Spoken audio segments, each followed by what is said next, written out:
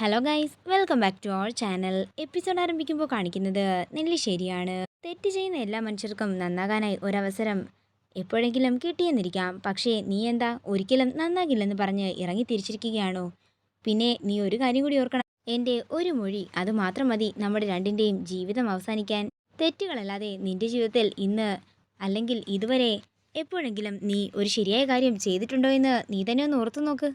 ആ കുഞ്ഞുങ്ങളെ നീ കൊല്ലാൻ ശ്രമിച്ചപ്പോഴാണ് നിന്റെ മനസ്സിലെ ക്രൂരതയുടെ ആഴം എനിക്ക് മനസ്സിലാക്കാൻ സാധിച്ചത്.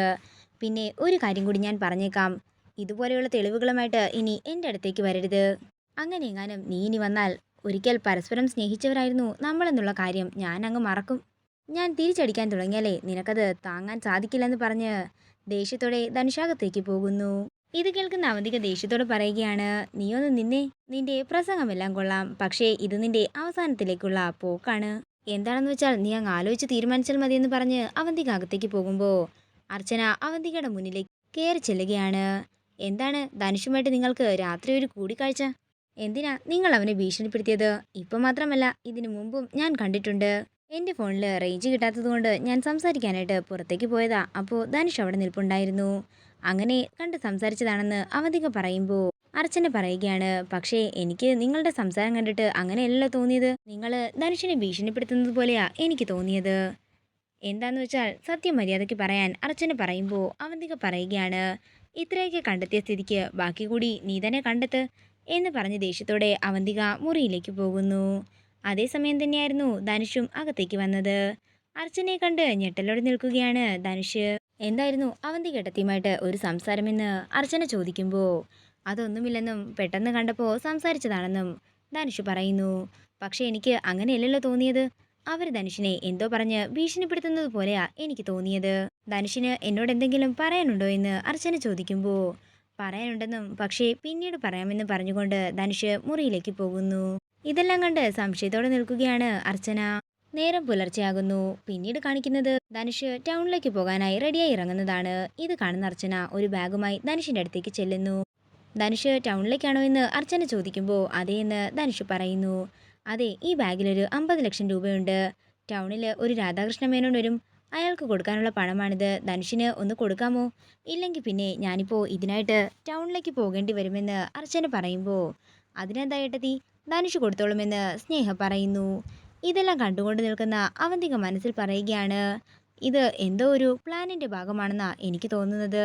എന്താണെങ്കിലും വീണ് കിട്ടിയ അവസരമല്ലേ, നന്നായി തന്നെ ഉപയോഗിച്ചേക്കാം. ഈ പണമെങ്ങാനും ഇവൻ അയാൾക്ക് കൃത്യമായി കൊടുത്താലേ ഇവൻ അർച്ചനയുടെ വിശ്വസ്തനായി മാറും. എന്താണെങ്കിലും അത് പാടില്ലല്ലോ എന്ന് പറഞ്ഞുകൊണ്ട് എന്തൊക്കെയോ മനസ്സിൽ ആലോചിക്കുകയാണ് അവന്തിക.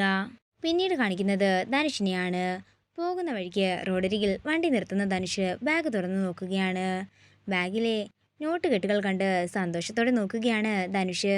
പിന്നീട് കാണിക്കുന്നത് അവന്തികയാണ്. അവന്തിക മനസ്സിൽ പറയുകയാണ്, എന്താണെങ്കിലും അർച്ചന അവനെ പരീക്ഷിച്ചത് തന്നെയാണെന്ന് ഉറപ്പാണ്. ഈ പരീക്ഷണം അവൻ വിജയിച്ചാൽ അവൻ ഇവിടുത്തെ എല്ലാവരുടെയും തന്നെ വിശ്വസ്തനായി മാറും. എന്താണെങ്കിലും അതൊന്നും നടക്കാനേ പാടില്ല.